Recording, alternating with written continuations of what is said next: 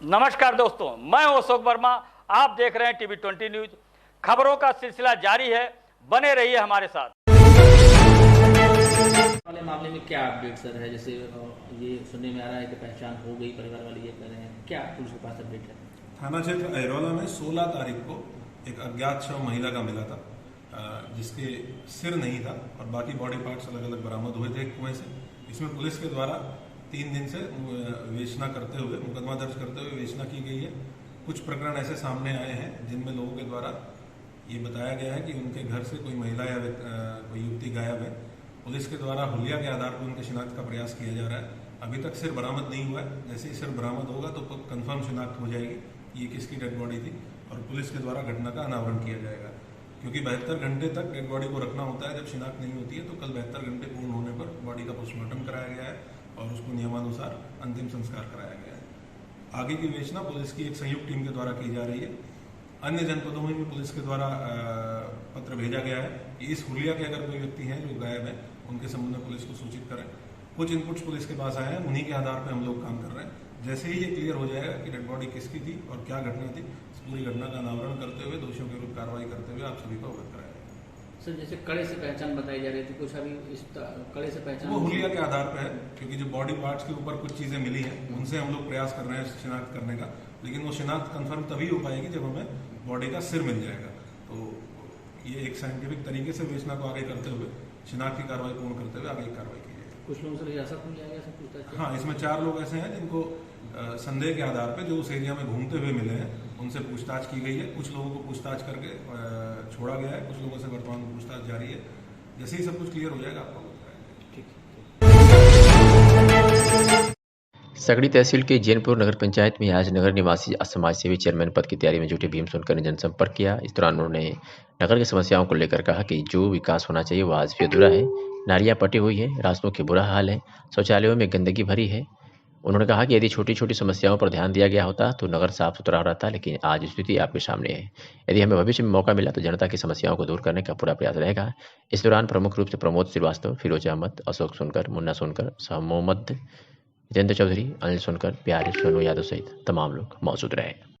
मैं भीम सोनकर, जैनपुर नगर पंचायत। सामने चुनाव है। चुनाव के जो है कि ये जो 4 पे अपना वोट मांगने का और तैयारी कर रहा हूँ। सबसे हमारे नगर पंचायत के सभी नागरिक से मैं मिलता हूँ और मिल के जो है कि जब समय आने पर मैं अपना चुनाव लड़ने की तैयारी में हूँ। अच्छा, आप चुनाव जीत जाते हैं, क्या तस्वीर रहेगी? चुनाव जीत जाऊंगा तो जनता के लिए जो भी मेरे हित में रहेगा, नाली से लेकर रोड से लेकर जो भी कमी है उसको सब पूरा करूंगा। जो कमी आज तक नहीं हुई उस कमी को मैं पूरा करूंगा। चेयरमैन बनते हैं तो क्या पहला काम आपका होगा? चेयरमैन बनता हूं तो पहला काम जितनी रास्ता है, नाली है, जितना उस पर ध्यान दूंगा। जितना जो है कि मेरे नगर पंचायत में आज तक जितनी जो कामें नहीं हुआ है, नाला सब बचे हैं पास, अभी वो पास कर भी नहीं कार हुआ है, उस कार को मैं करूँगा। अच्छा, विकास होगा? विकास के लिए मैं तैयार हूँ।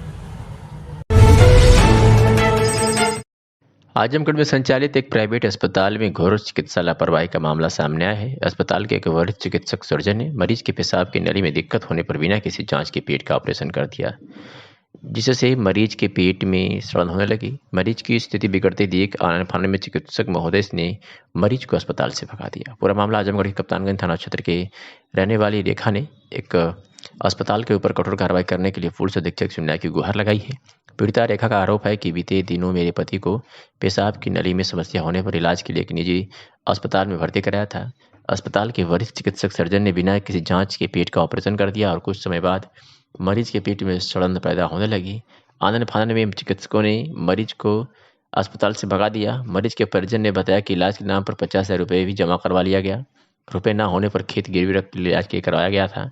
मरीज की हालत बिगड़ती देख अस्पताल से भगा दिया गया, जहां परिजनों ने मरीज को शहर स्थित एक अस्पताल में भर्ती कराकर उपचार कराया गया। मामले की शिकायत संबंधित थाने पर देने के बाद अस्पताल के चिकित्सक मरीज के घर आकर शिकायती पत्र वापस लेने के लिए जान से मारने की धमकी देते हैं। जान खतरा देखते हुए पीड़िता अपने पति के साथ गांव छोड़ शहर स्थित किराए के मकान में रहने को मजबूर है, जिसको देखते हुए आज पुलिस अधीक्षक कार्यालय पहुंचकर मामले की जांच कर संबंधित अस्पताल के खिलाफ कठोर कार्रवाई कर न्याय की गुहार लगाई है। नाम है?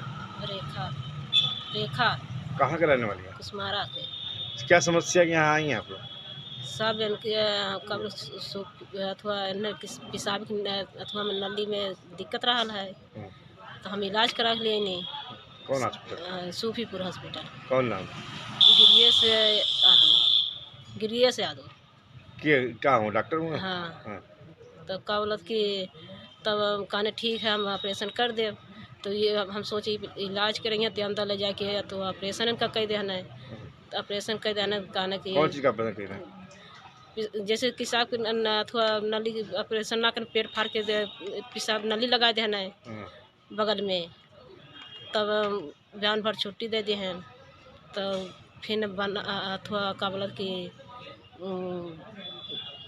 1 महीने के बाद कहने फिर ऑपरेशन हुई तो पेट में इनके अथवा होए लगा सारन।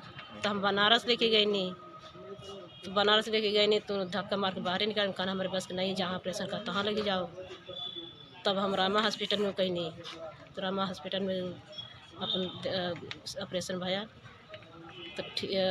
तभी आप लोग लगे आई नहीं है। कप्तान साहब से मिली हैं? हाँ। क्या बोले कप्तान साहब? कप्तान साहब कहा ना ठीक है जाओ। हाँ। क्या नाम है? अवधेश। कहाँ के रहने वाले हैं? कुशमारा। थाना कौन सा? कप्तानगंज।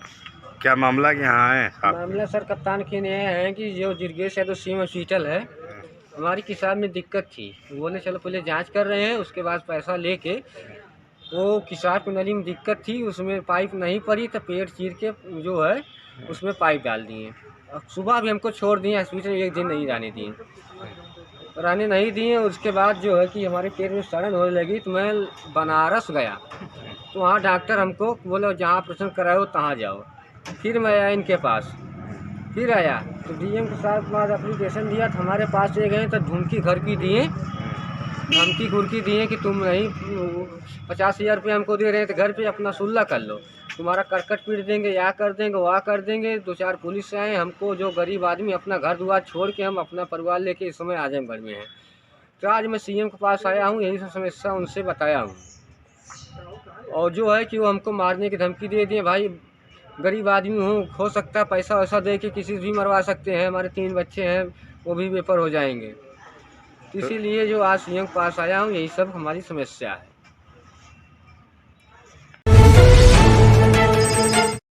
आजमगढ़ के इतिहास में चित्रांश महासम्मेलन का जबरदस्त पारिवारिक सम्मेलन समारोह और सांस्कृतिक कार्यक्रम की चर्चा पूरे देश में है।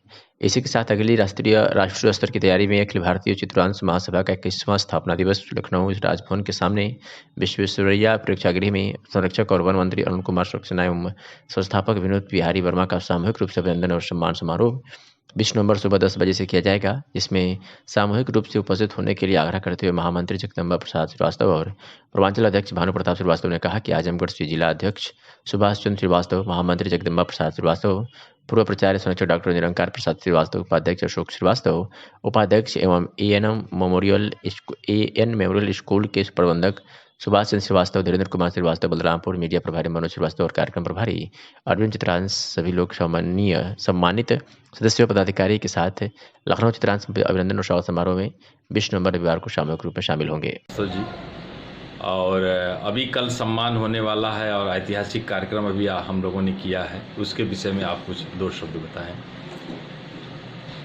अभी आजमगढ़ अखिल भारतीय चित्रांश महासभा के बैनर तले एक विश्व स्तरीय सम्मेलन हुआ था 13 नवंबर को, जिसमें उत्तर प्रदेश के कार्यवाहक प्रांतीय अध्यक्ष श्री वर्मा जी का आगमन हुआ था। उसी तारतम्य में कल लखनऊ के विश्व स्तरीय हाल में जो राजभवन के सामने है, लोक निर्माण विभाग में है, उसमें एक विश्व स्तरीय सम्मेलन अखिल भारतीय चित्रांश महासभा कायस्थ महासभा का आयोजन हो रहा है, जिसमें वन मंत्री अरुण कुमार सक्सेना और हमारे अखिल भारतीय चित्रांश महासभा के प्रथम दिवस से संरक्षक परम आदरणीय विनोद बिहारी वर्मा जी का सम्मान होगा। और प्रदेश में, जनपद में चित्रांश महासभा के विकास में जिन व्यक्तियों ने कार्य किया है उनका भी सम्मान किया गया होगा। इस कार्यक्रम में तमाम कानपुर, बरेली, उत्तर प्रदेश के सभी जनपद के चित्रांश महासभा के सदस्यों का आगमन होगा और आजमगढ़ में भारी संख्या में लोग कल प्रतिभाग करेंगे। यहाँ से एक प्रतिनिधिमंडल भानु प्रताप श्रीवास्तव और जगदम्बा प्रसाद श्रीवास्तव, सुभाष चंद्र श्रीवास्तव, अरविंद कुमार चित्रांश के संरक्षण में चल रहा है और एक मील का पत्थर होगा यह आगामी चुनाव, आगामी निर्वाचन और आगामी निर्वाचनों में अखिल भारतीय चित्रांश महासभा की सहभागिता का भी प्रश्न उठाया जाएगा, जो वन मंत्री के समक्ष प्रस्तुत किया जाएगा। धन्यवाद। जैनपुर नगर पंचायत चेयरमैन पद की तैयारी कर रहे समाजसेवी सतीश सोनकर ने जनसंपर्क किया। साथ ही उन्होंने जनता की समस्याओं को सुना और निस्तारण का भरोसा दिया। इस दौरान सतीश सोनकर ने कहा कि इस बार नगर में होने वाले चुनाव में आप लोग एक सही व्यक्ति का चुनाव करिए ताकि नगर का विकास हो। लुभावने वादों और सिर्फ चुनाव में दिखने वाले लोगों को पहचानिए और उनसे दूरी बनाइए। ऐसे व्यक्ति को नगर का अध्यक्ष बनाइए जो नगर का विकास कर सके। वहीं पूर्व सभासद मुन्ना यादव ने कहा कि नगर में तमाम समस्याएं आज भी मौजूद हैं। हम सभी लोगों ने आज जनसंपर्क किया है। जनता अपनी समस्याओं को बता रही है और हम लोगों ने इस बार होने वाले चुनाव में एक सही, निष्पक्ष और ईमानदार व्यक्ति के चुनाव करने की जनता से अपील की है। इस दौरान पूर्व सभासद मुन्ना यादव, पूर्व सभासद दिनेश पाठक, मुन्ना वैद और सैकड़ों की संख्या में लोग मौजूद रहे। सर, मैं दिनेश कुमार पाठक, पूर्व सभासद। इस नगर पंचायत का हम लोग भ्रमण करके और जनता को जागरूक कर रहे हैं कि आप लोग अच्छे से वोट करें, अच्छे आदमी को वोट करें, क्योंकि 5 साल ये जैनपुर का विकास के नाम पे भ्रष्टाचार हुआ है। कुछ नहीं हुआ है, सिर्फ भ्रष्टाचार हुआ है। जनता को जगाने काम करना है कि यहाँ न पैसा, न दारू, न किसी लालच में वोट न करें। देश रहेगा आपका। जनता ईमानदारी से इस बार वोट करेगी। हर बार जनता ईमानदारी से वोट की है। जितने भी प्रत्याशी रहे हो, जनता अपना पैसा दे के, चंदा दे के लोगों को चेयरमैन बनाने का काम किया है और लोगों ने विश्वासघात किया जनता के साथ। इसलिए हम लोग सबको जागरूक कर रहे हैं कि आप अच्छे लोग को, अपने विचार से अच्छे आदमी को वोट दें, जिससे कि अच्छा विकास हो और किसी ऐसे प्रत्याशी बनाएं जिसके सर और सिर पे और कंधे पे हाथ रख के बात कर सकें, आप विकास के बारे में बोल सकें कुछ। ठीक। जहाँ गलत हो आवाज़ उठा सकें। ठीक, धन्यवाद। सतीश सोनकर, जैनपुर नगरवासियों को सबके बीच जा कर के अपील कर रहा हूँ और सारे लोग से घर घर से जनसंपर्क कर रहा हूँ। सही लोग का चुनाव हो, अमन चमन के साथ सारे लोग रहें और मैं लद्दा बाबा के स्थान पर हूँ, उनके बीच में यही अपील करता हूँ कि सही लोग का चुनाव करें और समाज बने और स्वस्थ हमारा जैनपुर बाबा के मैं नगर को सुधरा बनाने का काम करूं को। मैं मुन्ना यादव, पूर्व सभासद। आज हम सभी लोग नगर के विभिन्न मोहल्लों में, बाजार खास हुआ, आज़ाद नगर हुआ, नौशहरा हुआ, पुरेश नगर हुआ, नगर की सम्मानित जनता के बीच हम लोग पहुँच करके उनके बीच जनसंपर्क किया गया है। उनसे सहयोग की अपील किया गया है कि नगर में आप लोग एक सही प्रत्याशी का चुनाव करें, जिससे नगर में कहीं किसी प्रकार की कोई समस्या हो ना हो, जिसका तुरंत निस्तारण हो। सही लोगों को आने से कोई भी पेपर हो, कोई भी शादी विवाह हो, कोई भी कार्यक्रम हो, कोई भी महिला हो, कोई बच्चा हो, जा करके अपने अध्यक्ष से मिल ले, अपनी बात को कह सके। इस बीच हम लोग सारे लोगों मोहल्ले मिला गया है और उनसे इस तरह का अपील किया गया है और आगे हम लोग का ये अभियान चलता रहेगा जब तक चुनाव संपन्न नहीं हो जाएगा। भूख का लगातार कम होना या खाने में दिलचस्पी न होना कई बीमारियों के लक्षण है। कभी कभी खाना खाने का मन न होना अलग बात है, लेकिन यह समस्या रोजाना परेशान करने लगे तो इसे नज़रअंदाज नहीं करना चाहिए। ऐसे में भूख कम होने के साथ साथ खांसी, बुखार आना, बलगम में खून आना, रात में पसीना आना, शरीर में दर्द रहना और यह हर समय थकान महसूस होती है तो यह टीबी के शुरुआती लक्षण हो सकते हैं। यह कहना है जिला क्षय रोग अधिकारी डॉक्टर परवेज अख्तर का। डीटीओ ने बताया कि जनपद में इस समय 6,487 टीबी के मरीज हैं, जिसमें 1,573 मरीजों को गोद लिया गया है। इसमें से 245 मरीजों को स्वास्थ्य विभाग ने गोद लिया है, 581 मरीज स्वस्थ हुए हैं तथा 992 का इलाज चल रहा है। इस समय MDR टीबी के 265 मरीज तथा प्री एक्सडीआर के 85 मरीज हैं। जनपद में निक्षय मित्रों की संख्या 105 है। उन्होंने बताया कि अगर भूख में कमी महसूस हो रही है और वजन में लगातार गिरावट आ रही है तो यह टीबी का लक्षण हो सकता है। खाना खाने का मन न करना भी टीबी के शुरुआती लक्षण हो सकते हैं। दिन भर स्ट्रेस, रात में नींद की कमी इसके कारण हो सकते हैं। ताज़ा और संतुलित खाना न खाने से शरीर में कमजोरी हो सकती है। कुछ आदतों को अपनाकर भूख को बढ़ाया जा सकता है।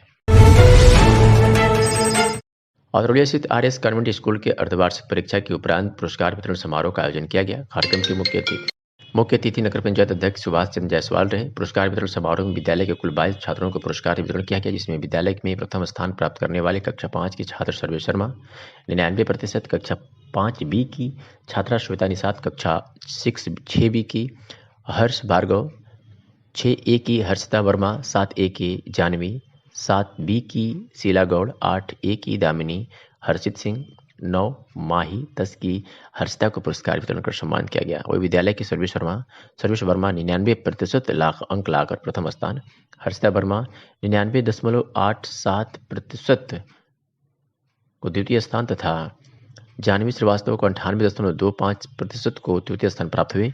कार्यक्रम का संचालन ओंकार ने किया। मुख्य अतिथि सुभाष चंद्र जायसवाल ने कहा कि इस तरीके से प्रोग्राम करने से छात्रों में उत्साह बढ़ेगा और आगे की तैयारियां बढ़ चढ़कर करेंगे। इस तरीके से कार्यक्रम हर विद्यालय में होना चाहिए। उन्होंने विद्यालय के छात्र छात्राओं को बधाई देते हुए पुरस्कार वितरण किया। इस मौके पर पवन कुमार, अजय चौबे, अभिषेक सिंह, जनार्दन, अंकित, निखिलेश भट्टाचार्य, अखंड आदि अध्यापक मौजूद रहे। आइए सुनाते हैं कि विद्यालय के प्रधानाचार्य पवन कुमार ने क्या कुछ कहा। सर, अपना परिचय देते बताइए, किस विद्यालय के प्रिंसिपल हैं आप? मैं आरएस कॉन्वेंट स्कूल का प्रिंसिपल हूँ। सबसे पहले मैं मीडिया का धन्यवाद देता हूँ जो आपने अपना कीमती समय निकाला हमारे लिए। आज विद्यालय में आपका किस चीज़ का प्रोग्राम था, इसके बारे में? आज दरअसल बच्चों को उत्साहित करने के लिए, उनका उत्साह बढ़ाने के लिए जो SC1 का पेपर हुआ था उसमें जो बच्चे अच्छा किए थे उनको हमने प्राइज डिस्ट्रीब्यूट किया। अगर बच्चे अच्छा कर रहे हैं तो क्यों ना हम भी उनके लिए कुछ अच्छा करें। कितने बच्चे लोग को लगभग आपने प्रोत्साहित किया इसके बारे में? इसमें अराउंड 22 बच्चे टॉप में रहे थे और एक बच्चा जो ओवरऑल स्कूल का आया था वो रहा था। क्या कौन मुख्य अतिथि था, कैसे प्रोग्राम था, इसके बारे में थोड़ा संक्षेप में? जी, प्रोग्राम दरअसल बनाया गया, हम सब मिलके बनाए थे कि बच्चों को प्रोत्साहित करने के लिए कुछ दिया जाए ताकि वो एक दूसरे को देख के सीख के और अच्छा कर पाए। इसलिए हम बच्चों को प्राइज डिस्ट्रीब्यूट का एक प्रोग्राम रखे थे। मुख्य अतिथि कौन था आपका? जी, मुख्य अतिथि हमारे अतरौलिया के चेयरपर्सन थे, वो आए और उनके हाथों से हमने बच्चों को ये प्राइज डिस्ट्रीब्यूट किया। क्या बच्चों में लगन थी कि आपके टीचर में कैसे आप लोग बच्चे को कैसे सर्वाइव करते हैं कि वो इस मुकाम पे पहुंचे, मतलब इस तरह सर्टिफिकेट पाए? मुझे लगता है कि इसमें टीचर का भी रोल है और कहीं ना कहीं बच्चों का भी बहुत अच्छा रोल है। उन्होंने भी बहुत अच्छा किया है, तो मैं कह सकता हूं कि बच्चे और टीचर दोनों का इसमें रोल है। क्या लगता है आपको इस तरह का प्रोग्राम करने से आगे के शिक्षक, आगे के जो बच्चे हैं वो प्रोत्साहित होंगे? जी बिल्कुल, मुझे लगता है कि अगर इस तरह से प्रोग्राम किया जाए और प्राइज के माध्यम से बच्चों का जो मोटिवेशन है बढ़ाया जाए तो इसका एक अच्छा रिजल्ट देखने को मिल सकता है, फ्यूचर के रिजल्ट। खंड विकास सभागार भी आज ग्रामीण पुनर्निर्माण संस्थान बिलारी द्वारा निर्माण श्रमिकों के बीच बोर्ड की कार्यकारिणी योजनाओं पर चर्चा की गई। खबर आजमगढ़ के अतरौलिया से है, जहां जिसके मुख्य अतिथि राजेश कुमार, उप श्रम आयुक्त आजमगढ़ तथा विशिष्ट अतिथि राजनाथ, बोर्ड सदस्य लखनऊ रहे। कार्यक्रम का संचालन संस्था के राजदेव चतुर्वेदी ने किया। इस कार्यक्रम में सैकड़ों की संख्या में महिलाएं उपस्थित रही, जिनको श्रम विभाग की लाभकारी योजनाओं की जानकारी दी गई। बैठक में महिलाओं को BOC की योजनाओं के बारे में विस्तृत जानकारी देते हुए विशिष्ट अतिथि राजनाथ ने बताया कि हमारी योजनाएं करीब तक पहुंचे। जो महिलाएं बैठी हैं वो आवासीय विद्यालय में अपने बच्चियों का नामांकन जरूर कराएं। पंजीकृत बच्चियों को इंटर तक की शिक्षा मुफ्त दी जाएगी। श्रम कार्ड धारक के बच्चियों को शादी सामूहिक विवाह के माध्यम से कम एक विवाह का आयोजन करें। जो पंजीकृत वर्कर है वो अपने कार्ड का नवीनीकरण जरूर करा ले, अन्यथा लाभ से वंचित रह जाएंगे। उन्होंने कहा कि कोई भी जन सेवा संचालक यदि श्रम कार्ड बनाने में अतिरिक्त शुल्क ले रहा है, ऐसे दलालों पर कार्रवाई की जाएगी। मुख्य अतिथि राजेश कुमार मंडल कमिश्नर ने साप्ताहिक बंदी के बारे में बताया कि ठेकमा और अतरौलिया की बार शिकायत मिलती है। व्यापार मंडल अपने दायित्व का निर्वहन करते हुए साप्ताहिक बंदी का पालन कराने के लिए आगे आए, जिससे श्रमिकों को साप्ताहिक बंदी का लाभ मिल सके। और कोई भी साप्ताहिक बंदी के दिन श्रमिकों से कार्य लेने का मामला प्रकाश में आता है तो उसके खिलाफ कार्रवाई सुनिश्चित की जाएगी। आइए सुनाते हैं कि मुख्य अतिथि राजेश कुमार मंडल, कमिश्नर और विशिष्ट अतिथि राजनाथ, बोर्ड सदस्य लखनऊ ने क्या कुछ कहा। स्थानीय बाजार अतरौलिया है जो साप्ताहिक बंदी मंगलवार है, उसके बावजूद भी व्यापारी लोग दुकान खोलते हैं और श्रमिकों को बुलाते हैं और श्रमिकों को छुट्टी नहीं मिल पाती है, जो श्रम विभाग द्वारा छुट्टी दी गई है, इसके लिए क्या करें? नहीं, संज्ञान में आए जाने पर हमारे जो इन्फोर्समेंट टीम है उसको हम संबंधित बाजार में भेजते हैं और बंदी सुनिश्चित कराते हैं। कभी कभी ये होता है कि जब हम लोग आते हैं तो उस समय शॉप बंद कर लेते हैं और थोड़ी देर बाद खोल लेते हैं। ये एक समस्या ज़रूर है, लेकिन जो सभी बाज़ारों में व्यापार मंडल भी बने हुए हैं, उन लोगों का भी ये दायित्व है, कर्तव्य है कि वो लोग उन बाज़ारों को बंद रखें ताकि श्रमिकों को जो साप्ताहिक छुट्टी का लाभ है वो मिल सके। और यदि कोई मामला ऐसा प्रकाश में आता है कि साप्ताहिक बंदी के दिनों में भी काम कराते हैं तो हम तो यथावश्यक कार्रवाई करते हैं। एक दो बाज़ारें ऐसी हैं जहाँ की शिकायतें आती रहती हैं, वैसे प्रायः आजमगढ़ को ही आप देख लीजिए कि जो साप्ताहिक बंदी के दिनों में वो बंद रहता है, लेकिन ठेकमा और अतरौलिया की कभी कभी शिकायतें आती हैं जिन पे हम कार्रवाई कराते हैं। जैसे सर श्रमिक जो हैं अपने क्षेत्र में किससे संपर्क करके कोई अपील कर सकते हैं या कोई बातें कह सकते हैं, उनके लिए सर कोई संदेश? जो भी श्रमिक हैं, देखिए अभी तो बोर्ड की बात हो रही थी, हम श्रमिकों के हित के लिए ही ये डिपार्टमेंट खोला गया। 1948 से विभाग चला आ रहा है और इसमें श्रमिकों को पैसा न मिले या श्रमिकों को काम से अधिक, जो काम के नियत घंटे हैं उनसे ज़्यादा लिया जाए, काम लिया जाए, या जितना शासन द्वारा मजदूरी नियत है उससे कम दिया जाए, या कभी काम करते समय चोट मोट लग जाए या कभी कभी दुर्घटना में मृत्यु भी हो जाती है, उस दशा में भी हम उनका, हमारे यहाँ वो आए, हमारे यहाँ एप्लीकेशन दें, हम उनका समाधान करते हैं। अगर कोई श्रमिक की कार्य करते दौरान मृत्यु हो जाती है तो हम कंपनसेशन कमिश्नर भी हैं, हम ऑर्डर करके उनको जो उसके आश्रित परिवार है उसको क्षतिपूर्ति। प्रोग्राम में महिलाओं की कुछ समस्या थी जिसको आप लोग सुने, उसके लिए क्या आपके अभी एक आवेदन आया है, जरा उसको दीजिएगा भाई। हाँ, एक ही आवेदन आया है यहाँ, एक महिला ने दिया है अभी, जिसने आवेदन किया था शादी का, ये है आवेदन। और मैं राजेश जी से निवेदन करूंगा कि कम से कम जब कार्यालय में अभी हम लोग जब दोबारा बैठेंगे तो इसका समाधान हो। और जितनी भी महिलाओं का, अगर जो हमारे रजिस्टर्ड वर्कर हैं, मैं उनसे निवेदन करूंगा कि अपना रिन्यूअल करा लें। अगर रिन्यूअल नहीं कराओगे तो किसी योजना का लाभ नहीं पाओगे। कम से कम वो अपना रजिस्ट्रेशन कराएं। और इसमें हमारे विभाग के लोग, ब्लॉक के भी लोग, ग्राम पंचायत के लोग, या जो भी जनप्रतिनिधि हैं, या जो भी इनके कोऑर्डिनेटर्स हैं, खास करके ज्योति, जानवी, सुप्रिया, रोशनी, सौरभ, नवनीत, सब लोग सहयोग करें, क्योंकि ये नीडी लोग हैं। और जब तक ये लोग मदद नहीं करेंगे तो शायद जनसेवा केंद्रों वाले भी आजकल बहुत शोषण कर रहे हैं। और मैं राजदेव भाई से मैं बधाई देता हूं, कम से कम इनके लिए तालियां आप लोग बजाओ, बहनें ताली बजाओ, कि 2 जनसेवा केंद्र की स्थापना किए हैं। और जो हमारे भी एलईओ ने कहा, देवेंद्र सिंह ने, कि कम से कम 40 रुपया में आपका रजिस्ट्रेशन हो जाएगा। जैसे सर आरोप लगा सब 200-250 लेते थे, इसके लिए सर श्रम विभाग ने कहीं कदम नहीं उठाया? भाई मैं आपसे निवेदन करता हूं, आप मीडिया के साथी हैं, कोई भी अगर जनसेवा केंद्र 250 रुपये लगा के सब लोग पैसे वसूले हैं। भाई अब देखो, मेरे नॉलेज में तो नहीं, मैं तो पहली बार इस ब्लॉक में आया हूं एज ए बीओसी बोर्ड का मेंबर। अगर इस तरह की सूचनाएं मिलती हैं तो मैं अपने डीएलसी साहब से मैं कहूंगा कि प्रॉपर महिलाएं भी अगर जो 250-500 रुपया लेते हैं उनके पकड़ के बैठाएं, हमारे डीएलसी साहब को कॉल करें। मैं अपने एलईओ से मैं कहूंगा उन दलालों के खिलाफ एफआईआर जरूर कराया जाए। मैं बोर्ड की ओर से मैं कहूंगा उनके एफआईआर जरूर कराया जाए, क्योंकि जी सर जैसे बाल श्रम के लिए भी बार बार श्रम विभाग आगे आ रहा है, लेकिन देखने को मिलता है कि छोटी गाड़ियों की दुकानों पे और दुकानों बाजारों में अभी भी बाल श्रम कर रहे हैं। इसके लिए श्रम विभाग क्या कर रहा है? भाई देखिए, हम विभाग समय समय पर अभियान चलाता रहता है। अभी लेटेस्ट हमने 1 साल में हमारे अपने एलईओ साहब से मैंने पूछा तो लगभग 125-130 बच्चे मिले हैं। लेकिन अब जब राइट टू एजुकेशन एक्ट आ गया है तो एजुकेशन डिपार्टमेंट की भी जिम्मेदारी है, माँ बाप की भी जिम्मेदारी कि अपने बच्चों को कम से कम स्कूल भेजें।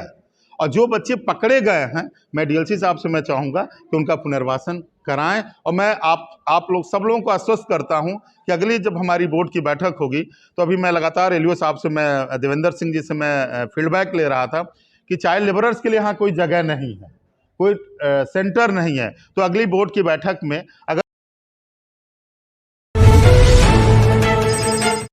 जिलाधिकारी विशाल भारद्वाज की अध्यक्षता में आज तहसील सकड़ी के सभागार में संपूर्ण समाधान दिवस का आयोजन किया गया। इस अवसर पर जिलाधिकारी ने संबंधित अधिकारियों को जन समस्याओं के त्वरित एवं गुणवत्तायुक्त निस्तारण करने के निर्देश दिए। उन्होंने कहा कि इसमें किसी भी स्तर पर लापरवाही क्षम्य नहीं होगी। जन समस्याओं का गुणवत्तायुक्त एवं समयबद्ध निस्तारण शासन की प्राथमिकता है। इस अवसर पर कुल 125 मामले आए, जिसमें से 20 मामलों का मौके पर निस्तारण किया गया तथा शेष 105 मामलों का निस्तारण निर्धारित समय सीमा के अंतर्गत करने के लिए जिलाधिकारियों संबंधित अधिकारियों को निर्देश दिए। प्राप्त मामलों में राजस्व विभाग के 109, गृह के 6, आपूर्ति के 1, विकास के 2, विद्युत के 5, वन विभाग के 1 एवं SLO 1 मामले शामिल हैं। जिलाधिकारी ने समस्त संबंधित अधिकारियों को निर्देशित करते हुए कहा कि जिन जिन विभागों से संबंधित आवेदन प्राप्त हुए हैं उसे जल्द से जल्द 100% गुणवत्ता युक्त निस्तारित करना सुनिश्चित करें। पुणे से खबर है, जहाँ आज विश्व शौचालय दिवस के अवसर पर वाटर एड संस्था की पुणे इकाई द्वारा रन फॉर हेल्थ मैराथन का आयोजन किया गया। इसमें राजगुरु नगर ब्लॉक पुणे जिले के पेठ ग्राम पंचायत के बागेश्वर विद्यालय के बच्चे, परगांव ग्राम पंचायतों के आवेगांव के श्री नौखंड माध्यमिक विद्यालय के बच्चों ने हिस्सा लिया। वाटर एड संस्था यहाँ तक के कई वर्षों से जल एवं स्वच्छता पर काम कर रही हैं। इस अवसर पर वाटर एड की जिला समन्वयक सुश्री श्वेता द्वारी ने बच्चों को विश्व शौचालय दिवस के महत्व को तथा वो समाज परिवर्तन के अग्रदूत को क्यों है ये बताया। आज पुलिस अधीक्षक यातायात सुधीर जायसवाल के निर्देशन में TSI धनंजय शर्मा ने यातायात पुलिस के साथ नगर के विभिन्न चौराहों पर आम जनता को यातायात माह के तहत जागरूक किया तथा जागरूकता संबंधी पंपलेट वितरण किया।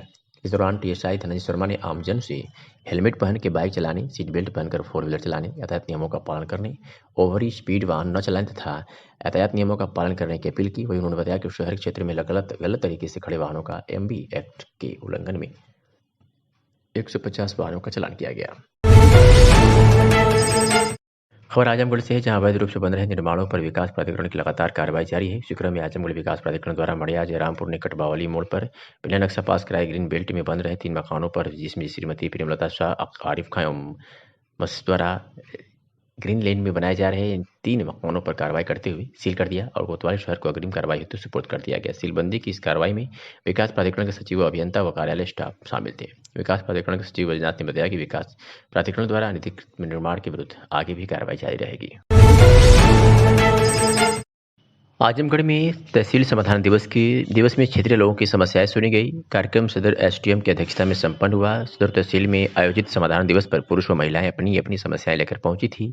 ज्यादातर मामले राजस्व विभाग के सामने आए हैं, जिसमें कुल 61 प्रकरण आए हैं। 5 प्रकरण का तत्कालिक रूप से निस्तारण कर दिया गया है। शेष बचे मामलों को संबंधित विभागों को सूचित कर जल्द से जल्द निस्तारण करने के लिए निर्देशित किया गया है। तहसील दिवस है, कितने मामले आए, कितने निस्तारण किया गया? आज तहसील दिवस में अब तक 61 प्रकरण आए हैं, जिसमें से 5 प्रकरण का तत्कालिक रूप से निस्तारण हो चुका है।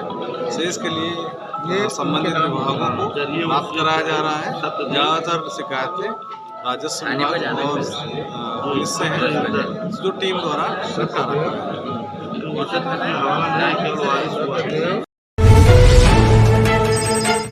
जैनपुर कोतवाली थाना क्षेत्र के पुनापार गांव निवासी राजू देवी पत्नी लक्ष्मीराम ने जैनपुर कोतवाली में थ्रेड देते हुए आरोप लगाया कि वो अपनी बाउंड्री का निर्माण अपनी जमीन में करवा रही थी कि यह गांव के ही कुछ लोग लाठी डंडों से मारकर घायल कर दिया, साथ ही अभद्रता भी किया, जिसमें पीड़ित महिला को गंभीर चोट आई है।